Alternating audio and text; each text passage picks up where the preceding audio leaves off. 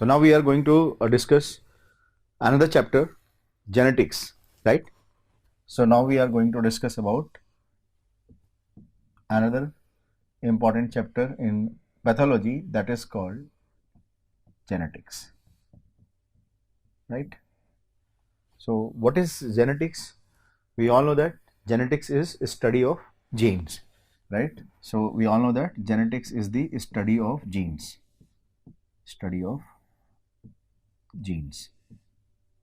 right? So in our human body, we can divide the genes under two categories: those who will express the protein, those who will not express, coding and non-coding, right? So that is how we tell coding or non-coding. So genes are of two categories, coding. So now I'm just showing you this one. Genes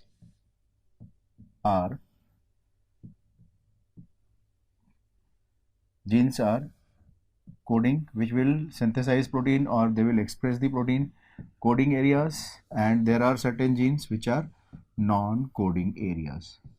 So coding and non-coding, right? So coding means who will express the protein formation. So this is how we remember coding genes are called as exons, right? They are called as exons. So this is the mnemonic, right? Exon will express. So coding will be expressing the gene or protein. So genes which are expressing to synthesize protein, they are called as exons or coding areas. But those who are non-coding areas, they are called as introns. So just remember, non-coding genes are called as introns, right? So mnemonic is those who are inhibitory, they are called as introns. But here I would like to tell that they are actually not inhibitory. Non-coding genes are regulatory genes in our human genome. So don't get confused with the mnemonic. Mnemonic is for inhibition is intron, but actually these intronic areas are regulatory area of our human genome, right? Now the another important thing which examiner asks, which is more common in our human genome, exons or introns? So here we understand that introns are responsible for 98.5% of human genome. So 98.5% of human genome are intron and exons are just 1.5% of human genome. So this was the question in AIMS 2015, right? Exons are 1.5%. So majority of the human genome is intron, right? Majority of human genome is intron and very less amount is the exon, right? Now coming to the intron, as I said, these are the non-coding areas. So what are the genes present in non-coding areas? Now we are going to see what are the genes present in non-coding areas. So non-coding area genes, which is 98.5%, we can divide them. These non-coding proteins, we can divide them into following categories: non-coding RNAs, right? So this is number one category, non-coding RNAs. So non-coding RNAs. Number two is jumping genes. Jumping genes are also known as transposons. So remember, jumping genes are also called as transposons. Transposons were All India question in 2015, right? So jumping genes are transposons, non-coding RNA, right? Apart from this, on the chromosome there is a region which is non-coding area. So remember, in any chromosome, suppose I am making one chromosome, this is the long arm, short arm. On this chromosome, I am demonstrating this is the short arm P, this is the long arm Q, right? So on any chromosome, when we are looking at, their ends are having short stretches of the DNA. You remember in first chapter we have discussed short stretches of the DNA are called as telomeres. So telomeres are also called as non-coding areas. So they are non-coding areas in our human genome. Similarly, this one, which is also called as centromere. So centromere is also non-coding areas, right? So this is how we are dividing non-coding genes into three segments, right? One is the non-coding RNA, second is jumping gene transposon, and third one which is present on chromosome telomeres and centromere, right? We will see non-coding RNA in the last.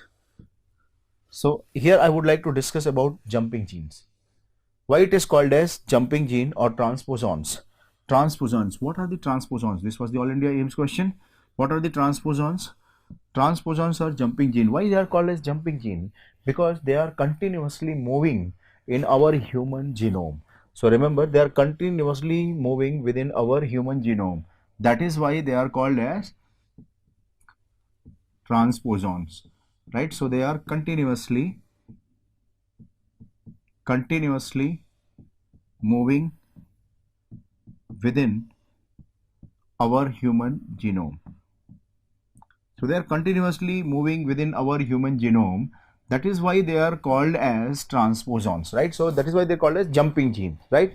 So jumping genes, they constitute 1/3 of human genome. Remember, 1/3 of human genome is equivalent to 33.3% of human genome. So 33.3% of human genome is made up of transposon. That is important, right? So 33.3% of human genome is made up of jumping gene or transposon. What is their significance? That was the question in All India 2015. So what is the significance of the transposons, or you can say what is the function of the transposon?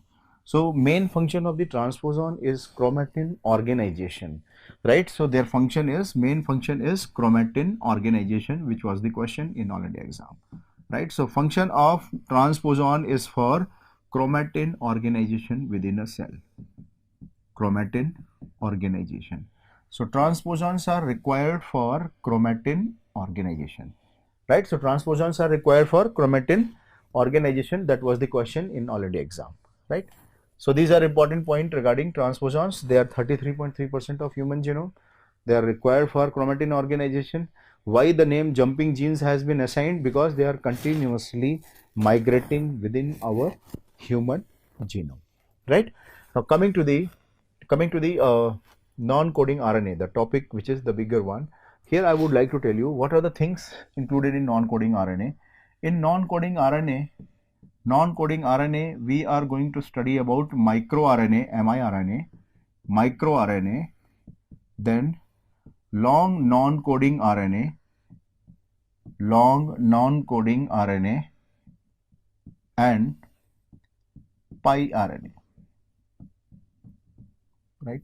So these are three important type of non-coding RNA, and out of these three, always remember piRNA is the most common type of non-coding RNA in our human genome. So this can be a very good future MCQ, right? So that's what I am saying. This can be a very good future question in our exam, right? piRNA is the most common non-coding RNA in human genome. So most common non-coding RNA in human genome, it is piRNA. So that is what I am predicting. This can be the future question. Most common non-coding RNA in human genome is the piRNA, right? So this can be our future question in exam. Most common non-coding RNA is the piRNA, right? Now we are going to discuss the two important microRNA and long non-coding RNA. MicroRNA and non-coding RNA, right? So number one, microRNA. This is microRNA, and symbolically it is shown like this, miRNA, right? So microRNA, number one important thing which examiner asks this question. Usually RNA is required for protein synthesis, but microRNA is non-coding RNA and they are not required for protein synthesis, right? So what is the function of microRNA? That is how examiner asks question. Are they normal things in our normal human genome? Are they found normally in our human genome? So answer is yes, they are present normally in our human genome. 5% of human genome, 5% of human genome is made up of microRNA. So 5% of human genome is made up of microRNA, and microRNA is not involved in protein synthesis. Their basic function is to,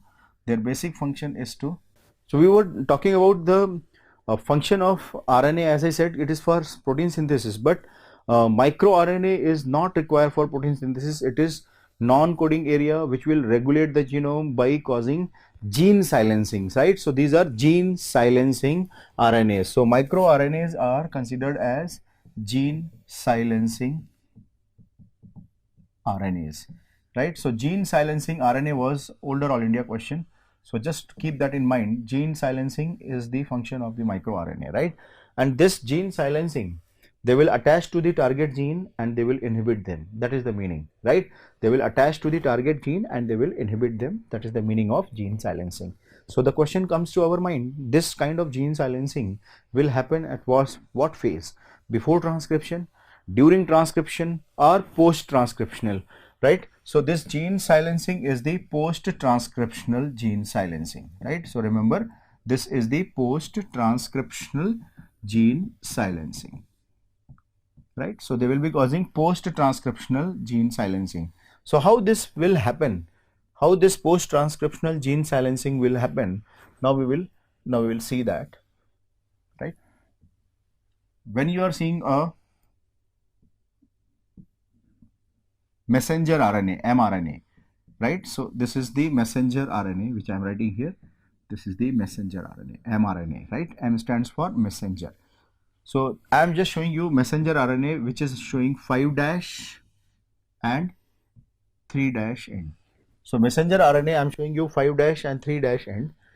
At the 3' end, see what I am showing you at the 3' end, right? At the 3' end, there will be a region called untranslated region. This area is called as UTR.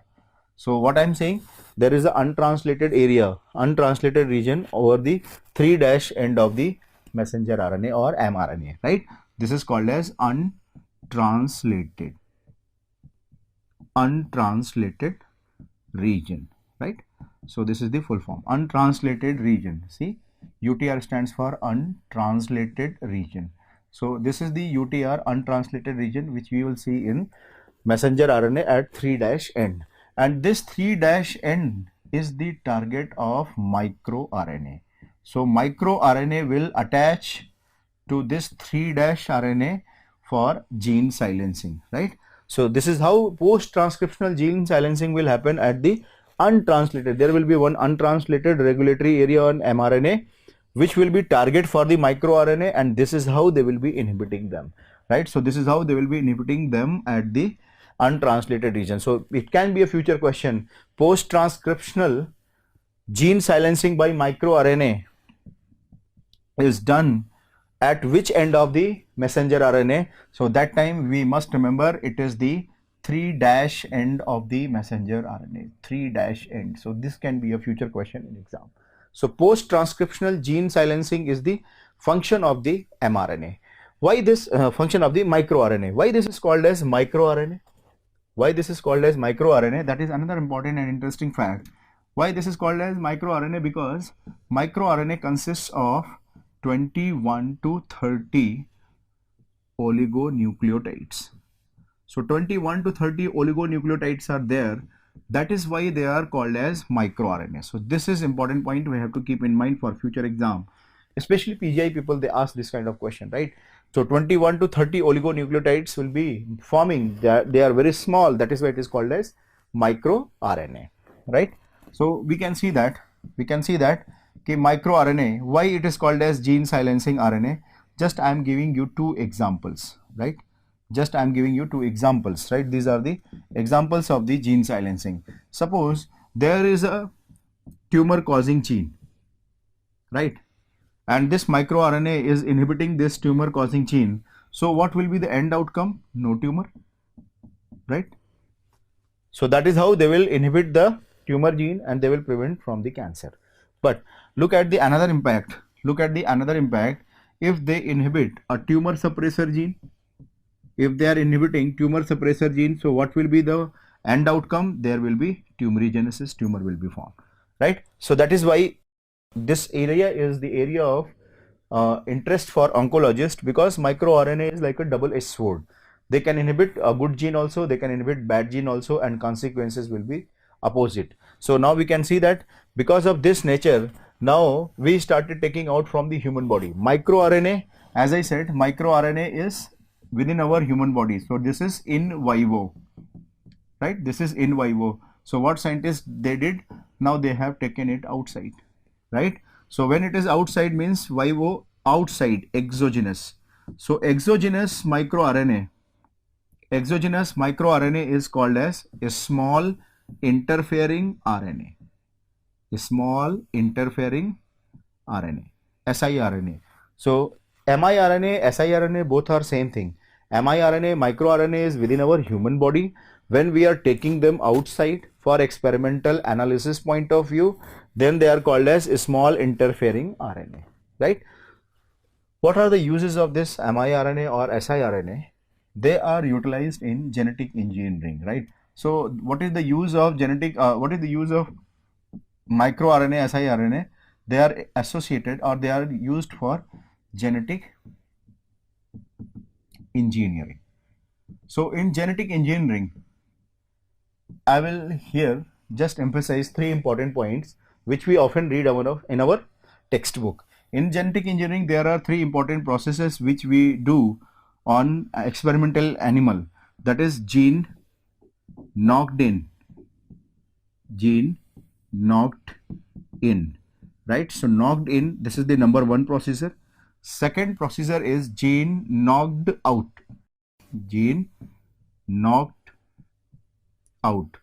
so knocked in, knocked out, and third one is knocked down.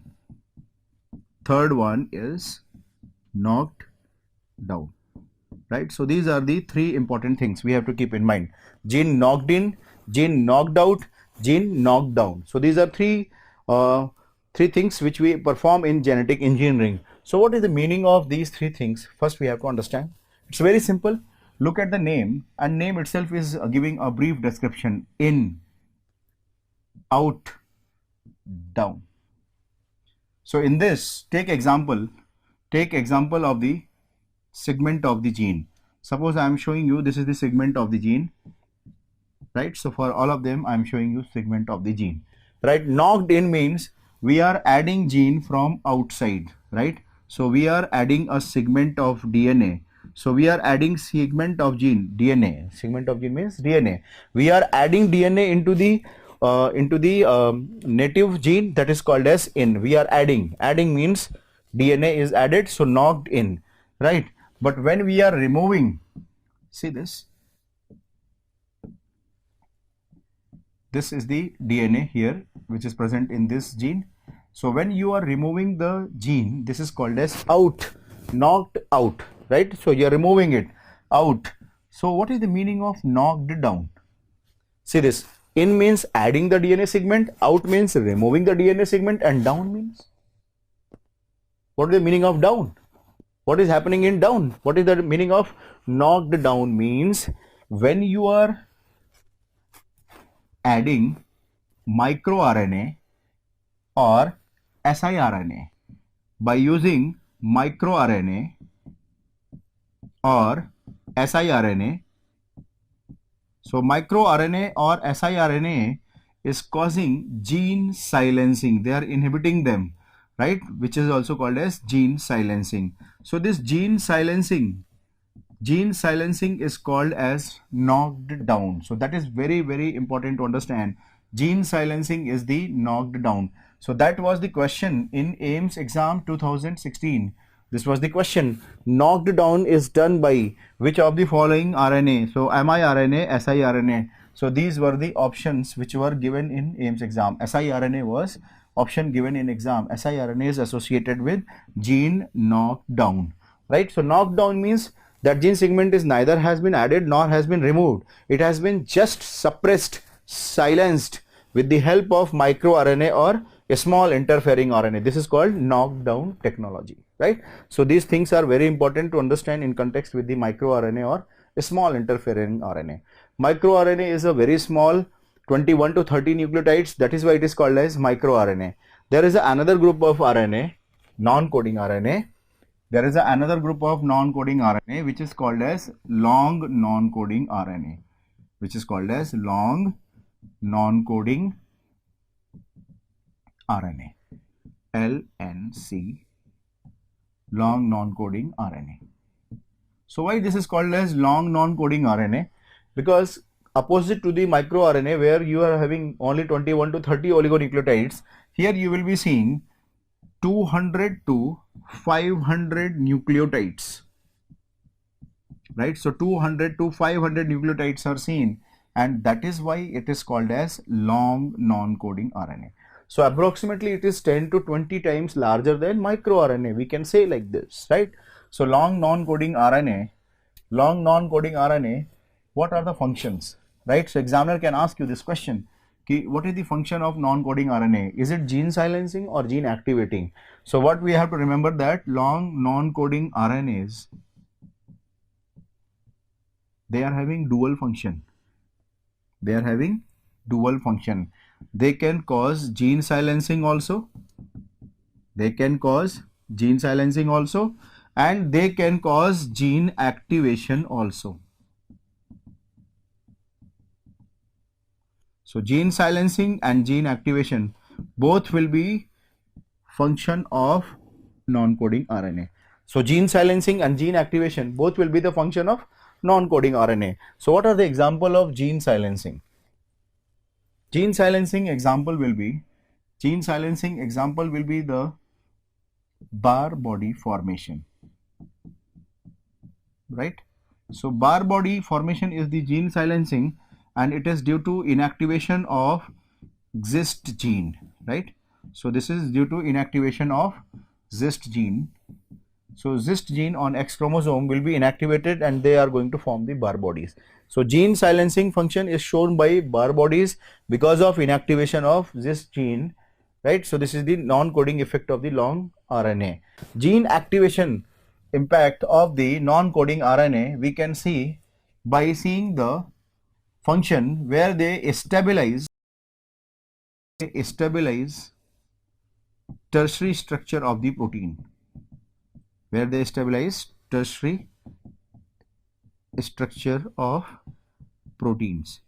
So this tertiary structure of proteins will be stabilized by them, and by this they will regulate the chromatin organization and gene activity. So by this method they will regulate the chromatin organization, right? So by this method they will be regulating the chromatin organization and gene activity.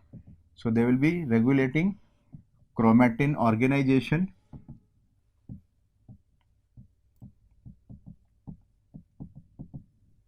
and gene activity.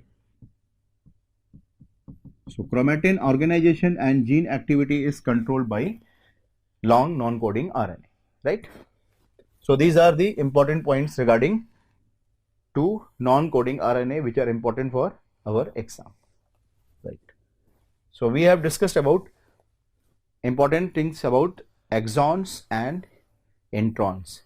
Now we are going to discuss about the genetic disorders. So we are going to discuss about the genetic disorders.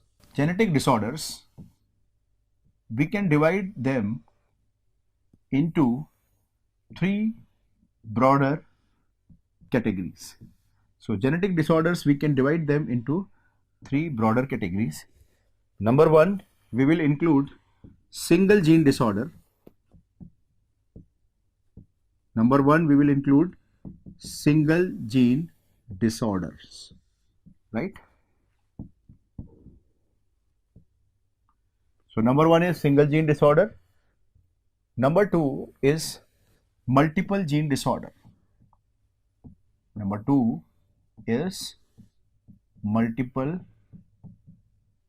gene disorders. Multiple gene disorders, they are also called as multifactorial inheritance disorder, right? So here we need to understand they are also known as multifactorial inheritance. Multifactorial inheritance, or also known as complex polygenic inheritance. Complex polygenic inheritance, right? So these are the various names for multiple gene disorder. multifactorial or complex polygenic inheritance. Why it is called as multifactorial or complex polygenic inheritance disorder? Because multiple factors are associated with this kind of genetic disorder. So what are the multiple factors? Multiple factors, here you will see they will be having involvement of more than two mutant genes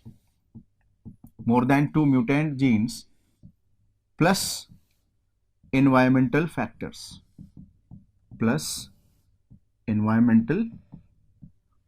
So these are the two important things which we have to keep in our mind, right? So more than two mutant genes are involved plus environmental factors are responsible for multifactorial inheritance. That is why it is called as multifactorial, multiple factors, genes plus environment, right?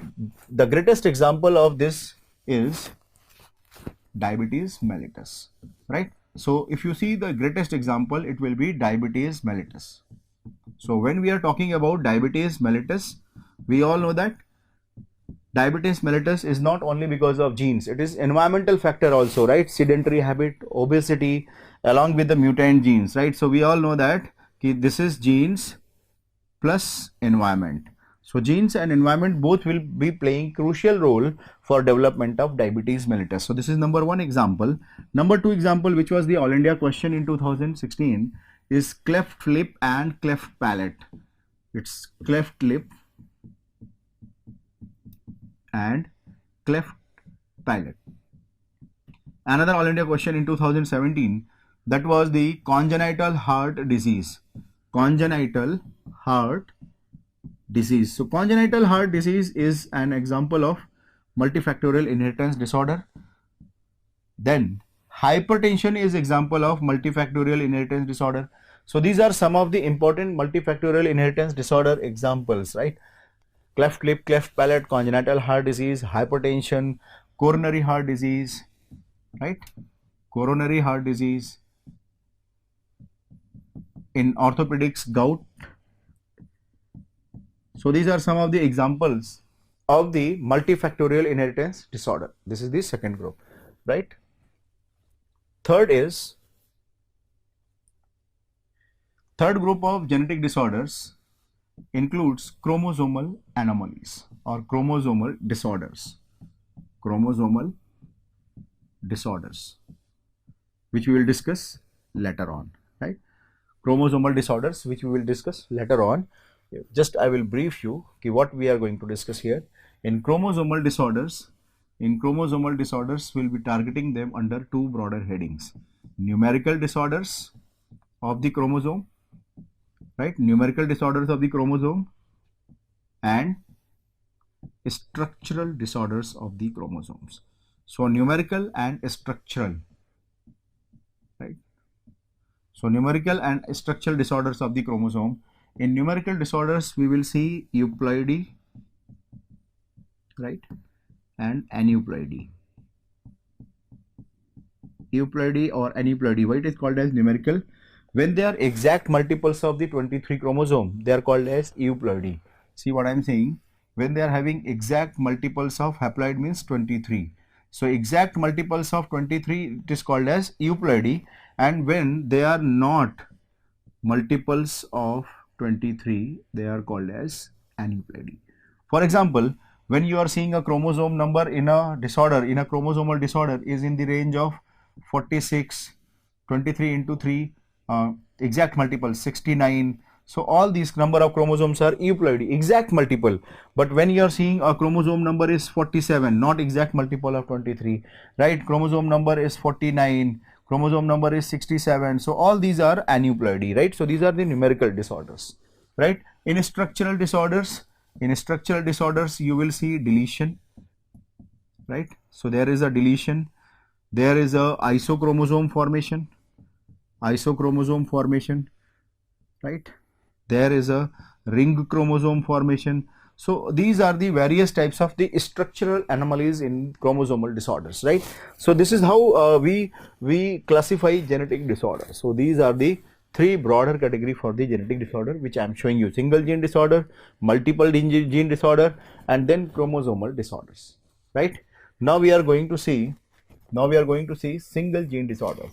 How we are going to classify single gene disorders. Single gene disorders, we can divide them into two broader categories. Number one is called as single gene disorder with classic inheritance. Classic inheritance means this type of inheritance will follow Mendel's law. So they will be following Mendel's law. So I am just writing Mendel's law will be followed. So it is present. So Mendel's law will be present for the classical inheritance, whereas the another group which is called as unclassic inheritance. Another group is unclassic inheritance which will not follow Mendel's law. So that is why I am writing Mendel's law is absent or not followed. So there is no Mendel's law, unclassic inheritance, Mendel's law will be followed, classic inheritance, right? Unclassic inheritance, they are rare disorders, but in exam it is very common, right? In exam it is very commonly asked. That is what I wanted to say that. So unclassic inheritance, what are the examples? I am going to write here. We will discuss later on. They are gonadal mosaicism,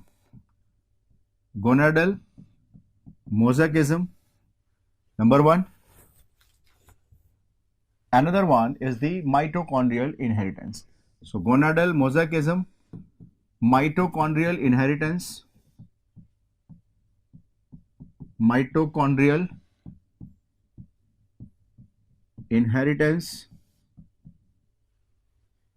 Third one is genomic imprinting,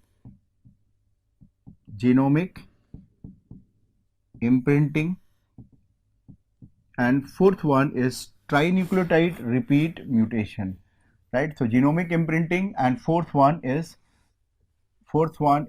trinucleotide repeat mutation. Trinucleotide repeat mutation. So these are four important unclassic inheritance which we are going to discuss later on, right?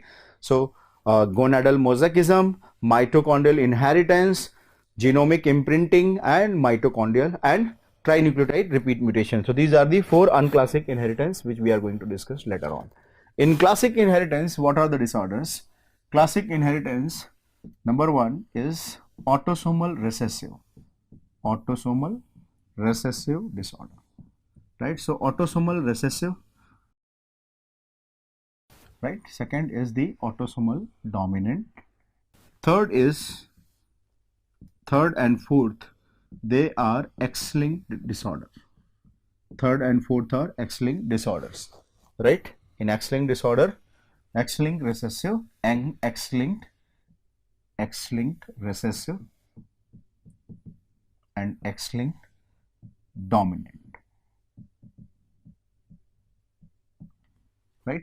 So these are the important disorders which are the single gene disorder classic inheritance which will follow Mendel's law. So out of all four, autosomal dominant, recessive and X-linked, recessive and dominant, which is the most common one? So this is the important MCQ which examiner asks. Remember, autosomal dominant is the most common pattern of inheritance. So this is the most common pattern of inheritance which will be present in 65% of the cases. So 65% of the single gene disorder is autosomal dominant, right? So autosomal recessive is the most common pattern of inheritance in inborn error of metabolism. So this point also we have to keep in mind. In inborn error of metabolism, this is the most common pattern, right? So most common pattern. So autosomal recessive is the most common pattern for inborn error of metabolism. So if examiner is asking most common pattern for inborn error of metabolism, your answer should be autosomal recessive. But when examiner is asking you overall which is most pattern of inheritance, answer should be autosomal dominant pattern of inheritance, right? So these are important point about genetic disorder and their classification, right? Now we will see all these genetic disorder one by one, right? So before we start genetic disorder, I again want to introduce a brief description of a gene, right? So just some important points to understand about gene. Suppose there is a one gene, right? in our human body. Every gene in our human body will be having two alleles, right? So they will be having two alleles. One allele will be from father side, paternal in origin, right? So one allele is paternal and second allele will be maternal, right? So these are the two things we have to keep in our mind. Every gene which is present in our human body will be controlled by two alleles. One will be origin of father, one will be from the origin of mother. So maternal and paternal allele. Every gene will be having two alleles, and one is maternal, one is paternal. So this point, one is maternal, one is paternal. Now we will see about the genetic disorder, and here I would like to introduce you with the basic introduction of the autosomal dominant and autosomal recessive. Autosomal recessive and autosomal dominant, right? So now we are going to first compare this autosomal recessive and autosomal dominant. When you are seeing autosomal recessive disorder, right, and you are talking about heterozygous. Heterozygous means if we are seeing two allele, one is affected, one is normal. When nothing is written, it means it's normal. So one is normal, one is affected. So this is called heterozygous, right? So this is called heterozygous. Heterozygous in autosomal recessive will be considered as carrier. Heterozygous in case of autosomal dominant disorder, they will be considered as disease, right? So autosomal dominant disorder, disease; autosomal recessive disorder, they are carrier, right? So this is about heterozygous condition, right? So this is about heterozygous condition. What about the homozygous? If they are homozygous, so what is the meaning of homozygous? In homozygous, when you are seeing both the alleles will be having defect, the both will be affected. So you can see this is the homozygous where both will be affected. Homozygous will be diseased in autosomal recessive disorder. So that is very important. This will be diseased. Autosomal recessive will be diseased, whereas autosomal dominant will die in utero. And this was All India question in 2015. What is the status of autosomal dominant homozygous condition? Autosomal dominant homozygous condition, they will die in utero, and that was the answer. So autosomal dominant homozygous, they will die in utero because there is no functional gene available for survival of fetus, because they are autosomal dominant. Homozygous means both the alleles are mutant, so there is no functional gene available for survival of the autosomal dominant disorders, right? So that is why they will be dead inside the uterus. So these are the important point.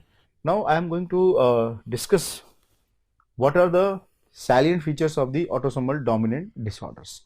Means what are the characteristic feature of the autosomal dominant disorder? Characteristic feature of the autosomal dominant disorder, right? So we already know that autosomal dominant disorder, they are the most common pattern of inheritance, right? And in this, heterozygous will be disease, homozygous will be dead inside the uterus. So characteristic feature of the autosomal dominant disorder, which we have to understand, they will be having variable expressivity. Variable expressivity. This variable expressivity, what do you mean by variable expressivity? See, the name itself is telling about the information. So it's an informative name. Expression is variable. Expression is variable of what? Of a gene, right? So there will be one gene whose expression will be different, right? Variable expressivity means single gene will be having different expression. Single gene is having different expression, that is called as variable expressivity. But remember, variable expressivity should not be confused with pleiotropism. Remember this very important concept versus pleiotropism. Pleiotropism.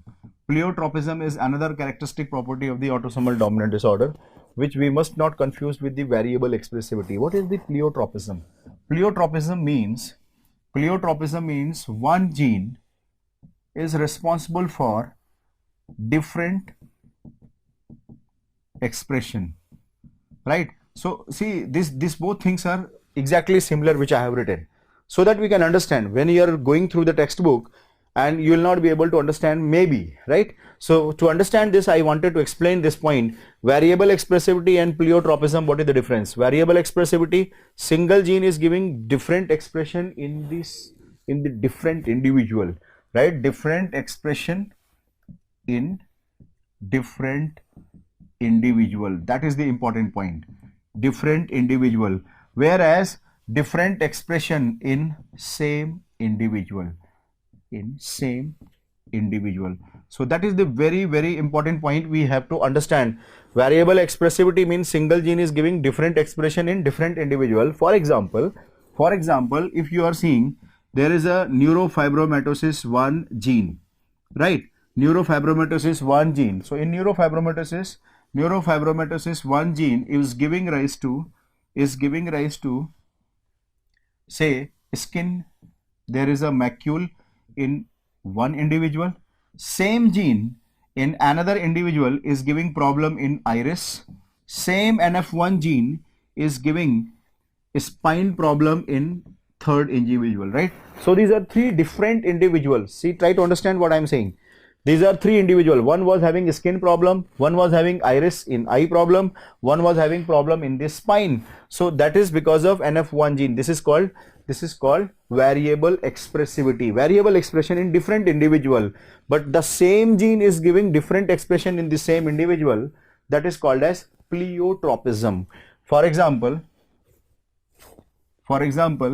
in sickle cell anemia, right? In sickle cell anemia, there is a mutant gene. Right? So sickle cell anemia, this mutant gene, what we are seeing, they are causing hemolytic anemia in the same individual, right? Same individual. They are causing hemolytic anemia also, right? They are causing problem in lungs also, right?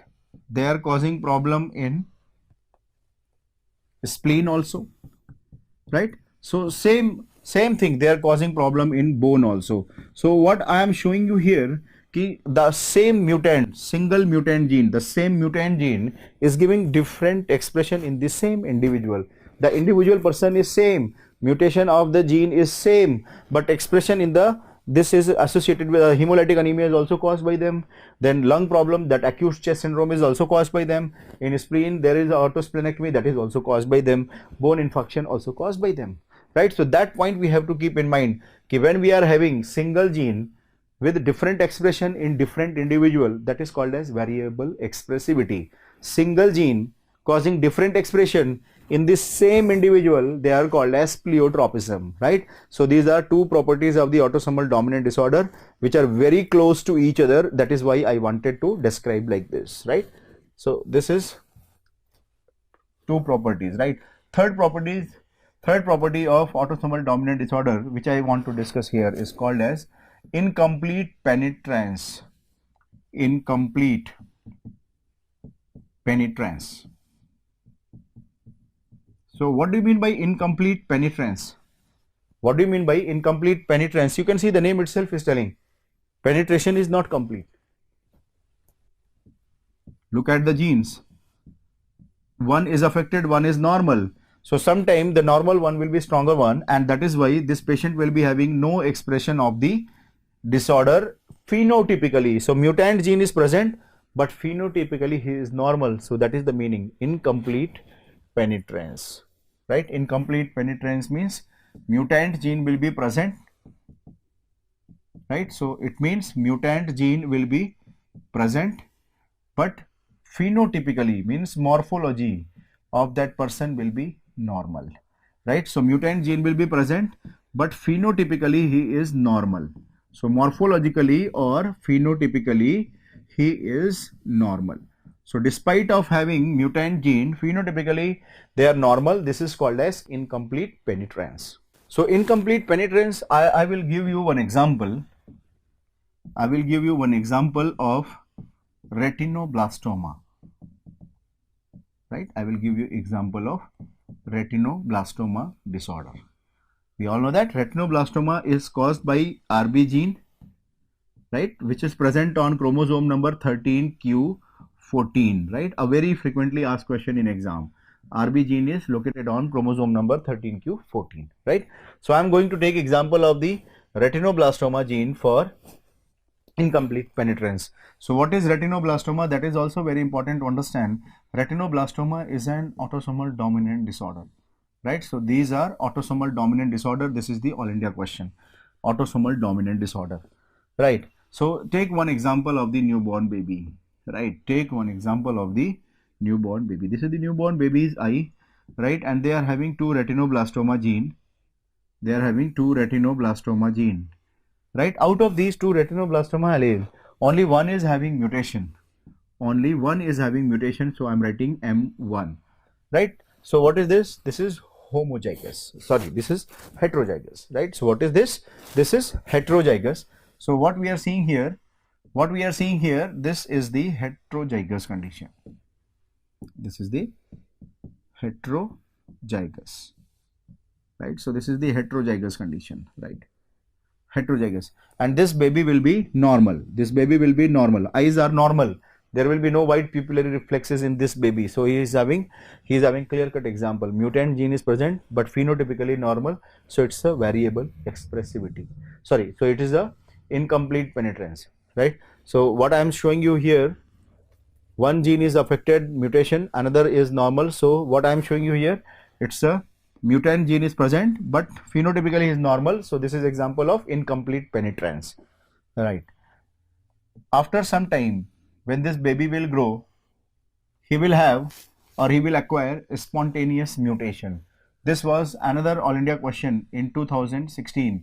A spontaneous mutation will happen in the remaining allele of the retinoblastoma.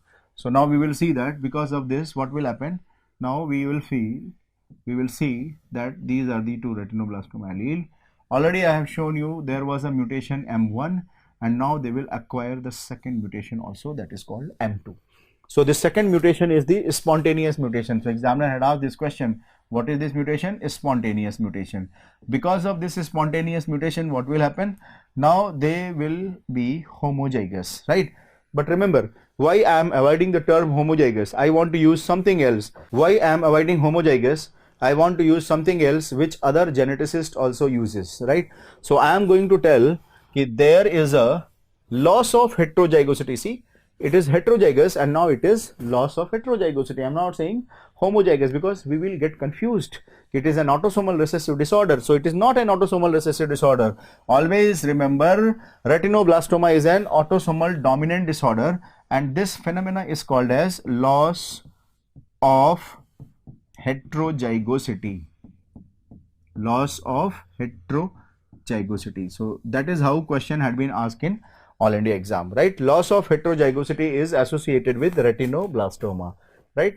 Now they are homozygous, and this is called loss of heterozygosity. In short, it is written as LOH, right? Loss of heterozygosity, right? Loss of heterozygosity, which is associated with autosomal dominant disorder like retinoblastoma.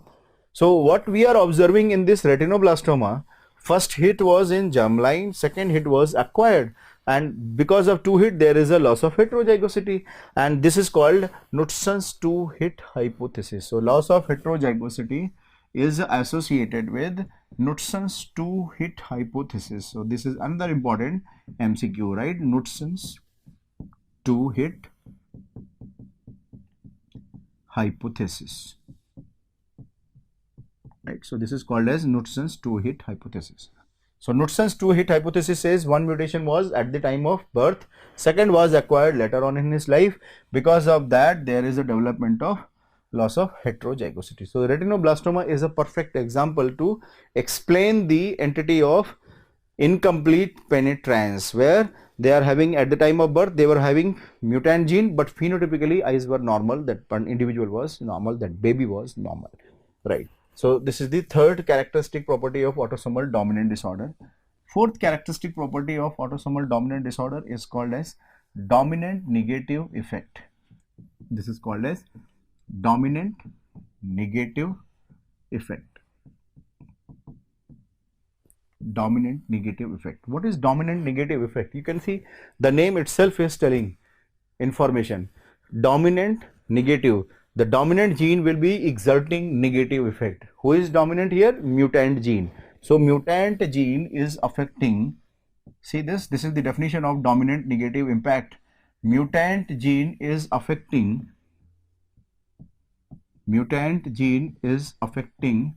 normal gene and their products.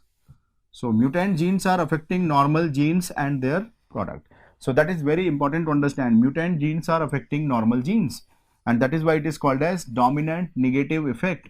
This dominant negative effect examples were PGI question in 2013, right? So that is why this is very important topic to understand.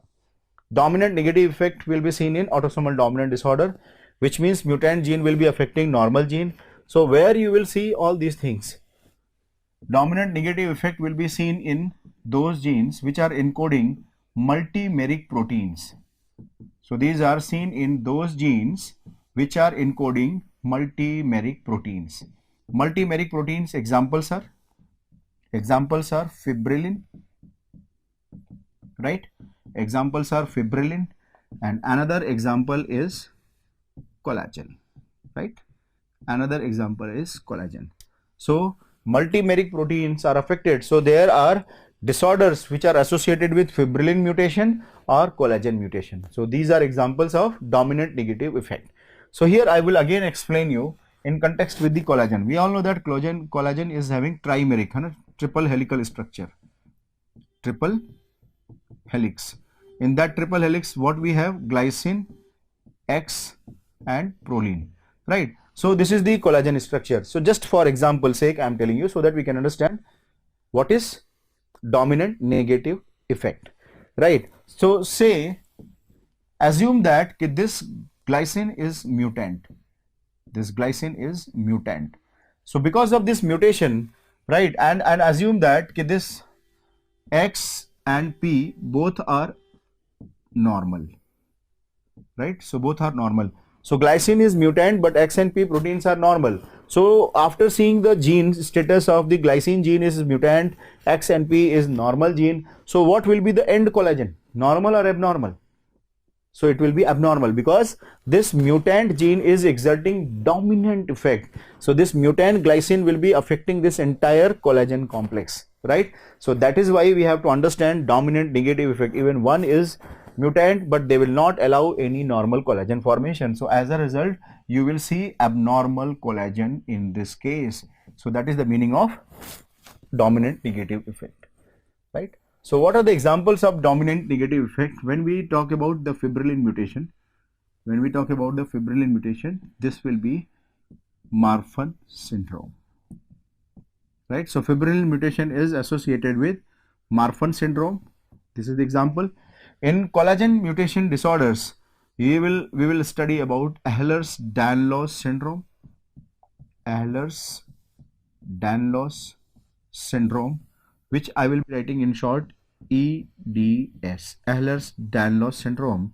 And second one is the osteogenesis imperfecta, Ehlers-Danlos syndrome and osteogenesis imperfecta. Osteogenesis imperfecta. So these are examples which had been given in PGI exam. So what are the examples of the dominant negative effect? That was the question. In PGI exam. So Marfan syndrome. So answer was Marfan syndrome, right? Answer was Marfan syndrome, Ehlers-Danlos syndrome and osteogenesis imperfecta. So these are three disorders which are examples of dominant negative effect. Now we are going to see some important point about each of them which examiner asked in exam. What is Marfan syndrome? As I said, this is the fibrillin gene mutation, right? So Marfan syndrome is an autosomal dominant disorder where chromosome number 15 long arm is affected. So this is important to understand. Chromosome number 15 long arm, and this is another important question in All India exam. Chromosome number 15 long arm will be having mutation in which gene? They will be having mutation in fibrillin 1 gene mutation. So remember, fibrillin 1 gene mutation. So they are having mutation of fibrillin 1 gene, right? So most common mutation is the fibrillin 1 gene mutation, and according to the latest update, we have to remember one more thing. They are also having, this is the most common mutation, right? But apart from this, there is a one rare mutation which is called transforming growth factor beta gene mutation, right? So this gene mutation is also responsible for Marfan syndrome development, right? What is fibrillin? I just wanted to tell you, fibrillin is the suppose I'm just drawing for understanding, right? So this is the fibrillin, right? This is the fibrillin. So fibrillin is the you can say it's a scaffolding. It is a scaffolding for deposition of elastin. So above this there will be deposition of elastin. So elastin will be deposited over fibrillin, right? So just remember that this fibrillin basic work is to stabilize elastin, right? So elastin will be stabilized, or scaffolding to elastin will be given by this fibrillin.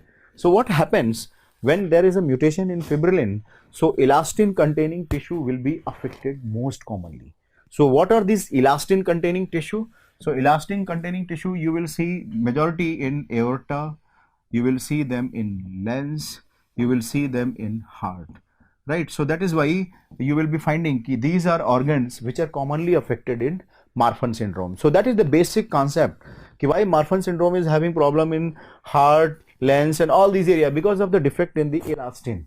Why there is a defect in elastin? Because fibrillin is having mutation which gives support to the elastin deposition, right? So that is the basic problem in Marfan syndrome. So now in Marfan syndrome, when you will see clinical feature, when you will see the clinical presentation of the Marfan syndrome, they will be having triad of presentation, right? So here you will see triad of presentation. And what are these triad of presentation? They will be having skeletal deformities. They will be having skeletal deformities. Then they will be having problem in eyes, ocular deformity. Then they will be having cardiac deformities or cardiac problems. So these are the triad. And out of these three, skeletal deformity is the most characteristic of Marfan syndrome, right? Skeletal deformity is most characteristic of Marfan syndrome. So what are these most characteristic features which you will see in Marfan syndrome? So you will observe that Marfan syndrome is having very tall stature, right? So we will see that what are those things? They will be having tall stature, right? So Marfan syndrome will be having tall stature, number one. Number two, when you will see their fingers will be very thin and very long, very thin and long like this, right? So very thin and long fingers will be thin. This is called as arachnodactyly, spider-like finger. It is called arachnodactyly. So spider-like finger is called as arachnodactyly. So they will be having arachnodactyly. Thin spider-like fingers are called as arachnodactyly, because ligaments are also containing elastin. So they will be also loose. Because of that, this person will be having hyper extensibility of the joint, right? So hyper extensibility of the joint will be seen in Marfan syndrome. So when you are seeing a Marfan syndrome case, you will find hyper extensibility of the joint. Hyper extensibility of joint. So hyperextensibility of the joint will be present in Marfan syndrome. So whenever examiner says ki hyperextensible joint is seen, so most likely you have to think about Marfan syndrome. So they will be having hyperextensibility of the joint. So these are the some of the important deformities which you will see in Marfan syndrome. Skeletal deformity. In eyes you will be seeing lens dislocation.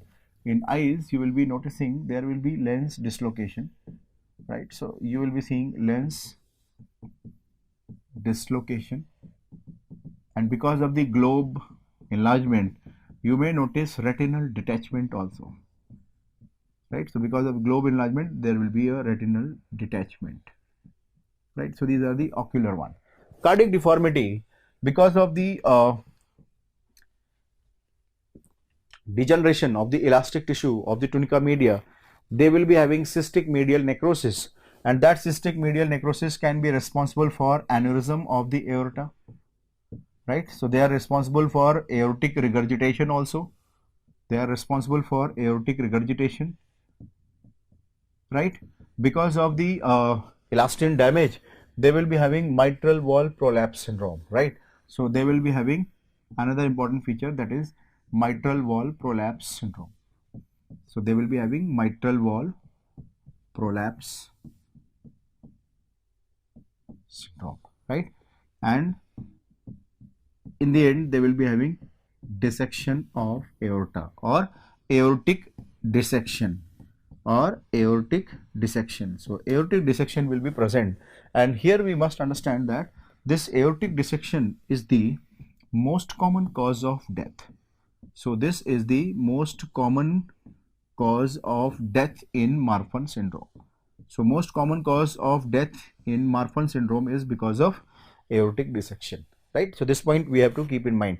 So now we are seeing three important features of the Marfan syndrome, right? Skeletal deformity is the most characteristic, and in cardiovascular deformity we can see the aortic dissection is the most common cause of death for Marfan syndrome person, right? So these are the clinical scenario we have seen. For a diagnosis of the Marfan syndrome, there is a newly devised criteria which is called as revised Ghent's criteria. So revised Ghent's criteria, this was the question also in DNB 2017, right? So revised Ghent's criteria is used for diagnosis of which disorder? Marfan syndrome. What are the components of revised Ghent's criteria? So here we are seeing three important components in revised Ghent's criteria. These are, number one, they should have family history. So they should have family history will be present. If there is no family history, then they should have mutant genes. So second is the fibrillin gene mutation. So second is the fibrillin 1 gene mutation. So either they should have family history. If family history is not present, fibrillin 1 gene mutation should be there. And third thing is the characteristic signs and symptom. Characteristic signs and symptoms. So these are the three things which are included in revised Ghent's criteria. So revised Ghent's criteria, what we are seeing, family history, fibrillin 1 gene mutation, and characteristic signs and symptoms. So this is about Marfan syndrome. Next disorder is the collagen disorder. Next disorder we are going to see is the collagen disorder, which is famously known as Ehlers-Danlos syndrome. So Ehlers-Danlos syndrome is an heterogeneous disorder. Ehlers-Danlos syndrome is an heterogeneous disorder because there are of 8 subtypes, type 1 to type 8. Type 1 to type 8. Why it is heterogeneous? Because multiple collagens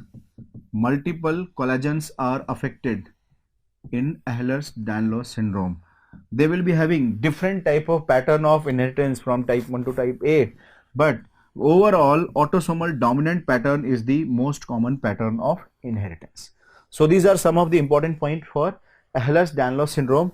They are heterogeneous because multiple collagens are affected, and there are several subtypes, type 1 to type 8, and most commonly they are autosomal dominant, but other patterns of inheritance is also seen in Ehlers-Danlos syndrome. So Ehlers-Danlos syndrome, as I said, these are multiple collagen affected. So which collagen is most commonly affected? That was the question in All India 2015. Most commonly type 3 collagen is affected. So type 3 collagen is most commonly affected in Ehlers-Danlos syndrome, right? So most commonly affected collagen is type 3 collagen, which was the question in All India exam 2000, right? This was the question in All India exam 2016, right? So type 3 collagen is most commonly affected in Ehlers-Danlos syndrome.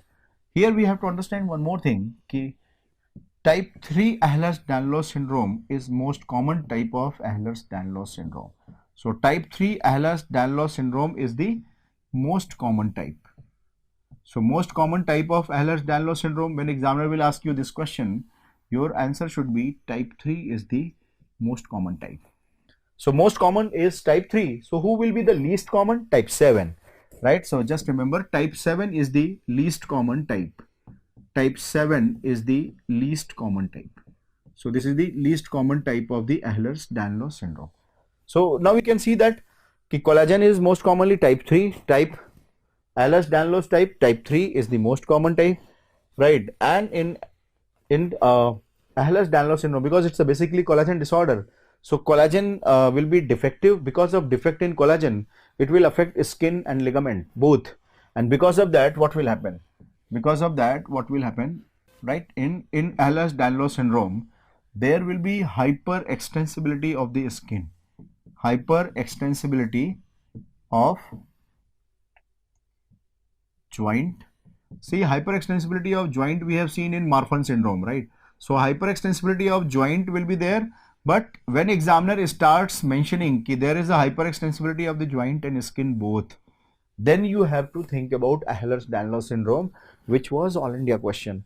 Hyperextensibility of the joint and skin both are present in which condition? So that time we have to remember hyperextensibility of joint and skin both will be seen in case of Ehlers-Danlos syndrome, because skin will be hyperextensible.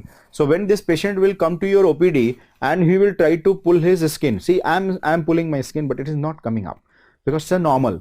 But when this patient will come, he will pull up to this much. So this is like a rubber like elasticity will be seen. So that is why it is also called as rubber man syndrome, because of the hyperextensibility of the skin.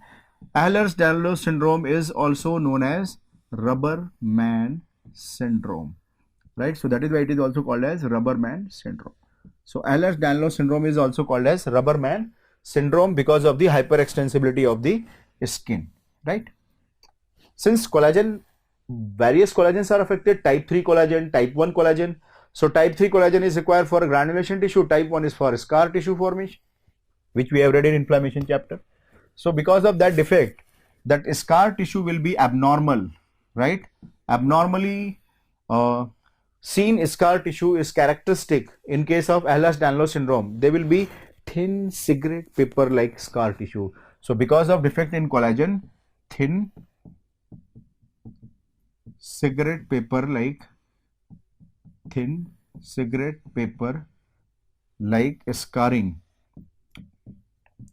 will be seen in Ehlers-Danlos syndrome. So rubber man syndrome because of hyperextensibility of the skin, because of the scarring will be defective, and this scarring will be compared with the thin cigarette paper. So these are the features of the Ehlers-Danlos syndrome, right? In All India exam, so these are some of the factual question which was asked in All India 2016 as well as All India 2014. Which Ehlers-Danlos syndrome question was like this: which of the following will be having a spontaneous rupture of colon and arteries? So spontaneous rupture of colon and arteries will be seen in which disorder? That was the All India question, right? So spontaneous rupture of colon and arteries will be seen in Ehlers-Danlos syndrome. So that was the simple answer in All India exam, right? It is seen in Ehlers-Danlos syndrome. This was the All India question, older. In 2016, it was modified. Which Ehlers-Danlos syndrome subtype? Type 1, 2, 3, 4.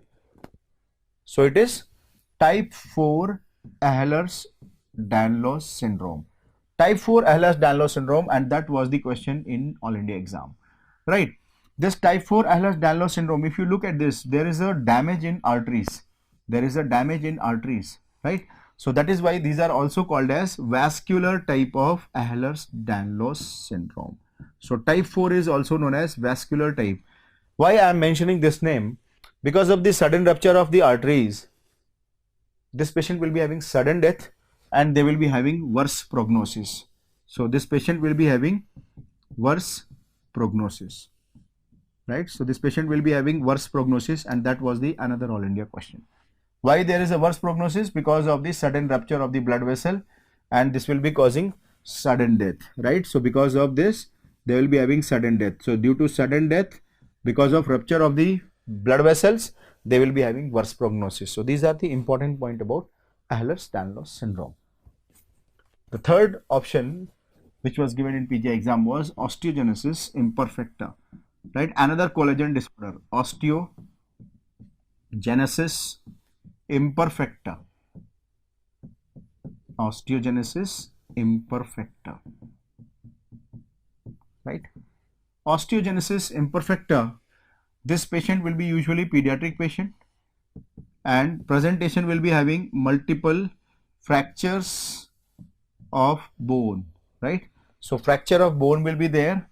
Along with this patient will be having blue sclera, right? So fractured bone throughout the body, blue sclera. These are the features of the osteogenesis imperfecta. And in osteogenesis imperfecta, this was the question in All India exam, which collagen will be affected? See this, which collagen? When bone is affected, so which collagen will be affected? Type 1 collagen will be affected. So type 1 collagen will be affected in osteogenesis imperfecta. So these are important point about autosomal dominant disorder. So we have discussed what are the characteristic of autosomal dominant disorder, right? And we have seen difference between variable expressivity and pleiotropism. We have seen dominant negative effect examples like fibrillar disorder, Marfan syndrome, collagen disorders, osteogenesis imperfecta, and Ehlers-Danlos syndrome. Now we are going to see how to have a approach for a pedigree question. So next we are going to discuss how to have a approach for pedigree question.